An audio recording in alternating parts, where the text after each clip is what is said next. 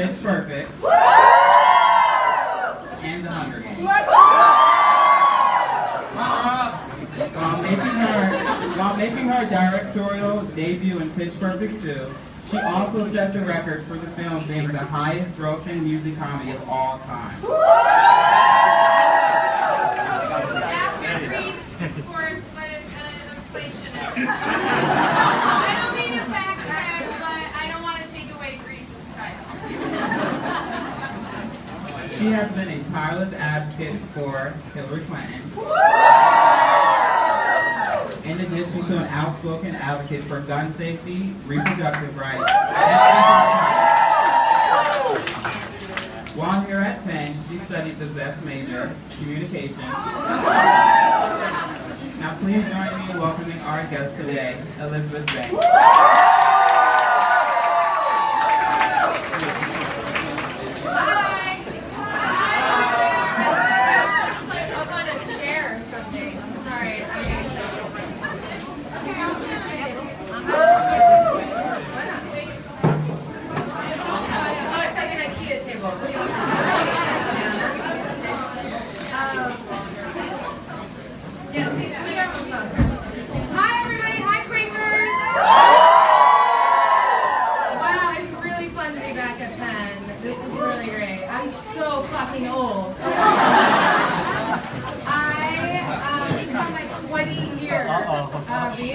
From this great institution that you guys it's kind of crazy. Okay, I'm here for a couple reasons. Number one, I want to get Hillary Clinton elected the next president of the United States.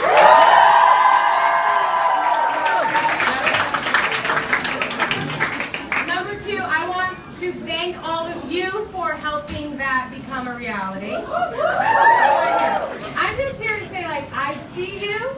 I know you're working for this. I'm so proud of you guys. I think we can do it.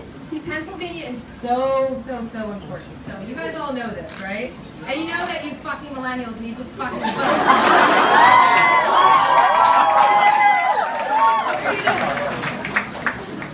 Okay, we're in Philly. In Philadelphia, the founding fathers, right? They had to come up with what are going to be the ideals of this new nation that we're creating.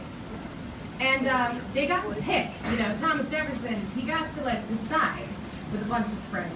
You saw Hamilton, right? That's how it was. There was a bunch of them, they were all white guys, they sat around and were like, okay, our country's number one ideal, the thing we're going to list first when we create the country is equal. It's equality, right guys? It's equality. They weren't living that way back then. They had a civil war, they shed some blood, they got closer to equal. And every successive generation has had to look in the mirror and decide, are we closer to the great ideal of American equality? And we're still not living it, right? Like everyone feels that. We're not quite there. It took 150 years for women to get the right to vote. It's been 96 years since then we finally have a lady up for office. Civil rights movement, we've had women's rights movements, we've had LGBTQ movement. We're getting closer. But this election really is, we're looking in the mirror as a nation and going, do we want to live our ideal of equality, the one that we base our entire country on, that we go around the world talking about, that our military fights for every day around the world? Or are we going to go backwards and elect Donald Trump?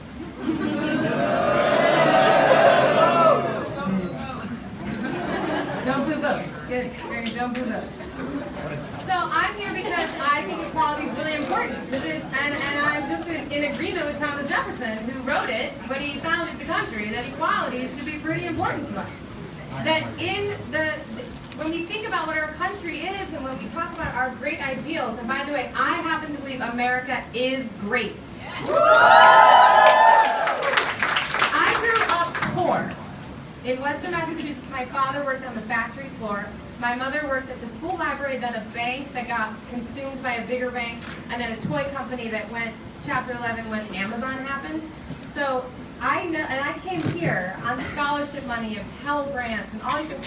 I am a product of all of the, I think shitty politicians refer to them as government handouts. I call them the Pell Grant program. I call it subsidized childcare, so my mom can have a job and raise the 4 children she had with my dad. Right?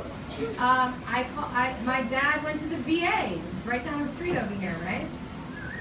I went to Planned Parenthood for my medical care when I graduated from here and didn't have a job that conferred health care on me. So I really believe that the people running this country need to think about all the people in this country who need those policies in place so they can become someone like me who gets to stand here and talk to all of you guys about voting for the first woman president of the United States. That's the leg up. So, Hillary Clinton, you guys don't even need to talk about Hillary Clinton. You all love Hillary Clinton. That's why we're all here, right?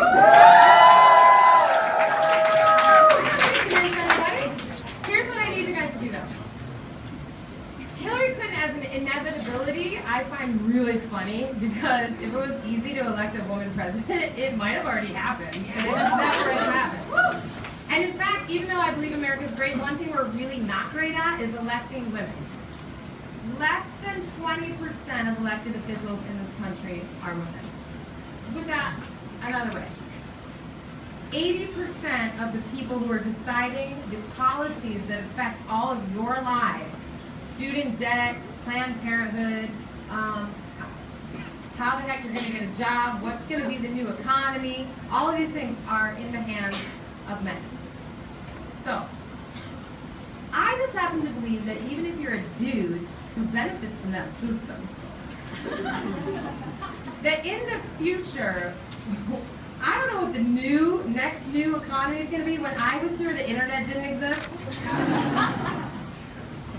And we're going to have to figure out climate change, and we're going to have to figure out the jobs, and we can't go backwards, we can only go forwards, and what is forwards, and I think something crazy cool is going to happen in the next 20 years. But we need everybody on board for that. And I don't believe you can be what you can't see. I want a nation of women and men working together for the new economy, right?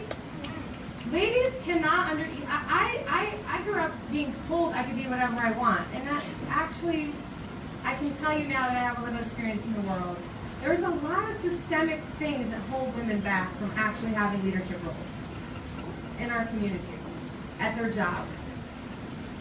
And we need people who are going to promote ladies so that our economy grows, because we can't just rely on 50%. We need 100%.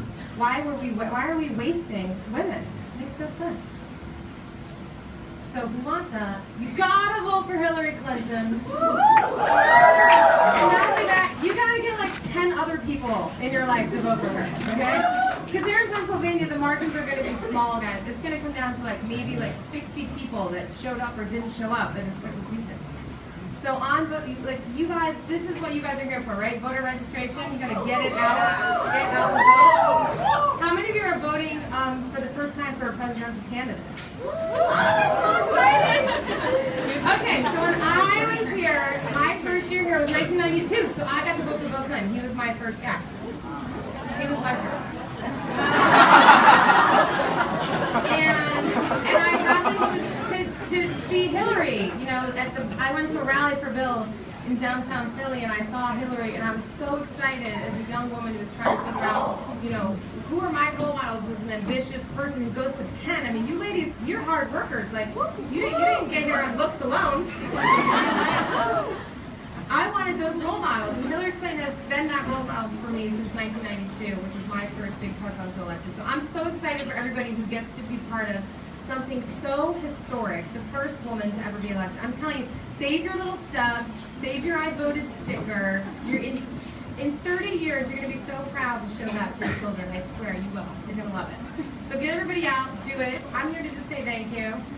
I love being a Penn. This is so fun.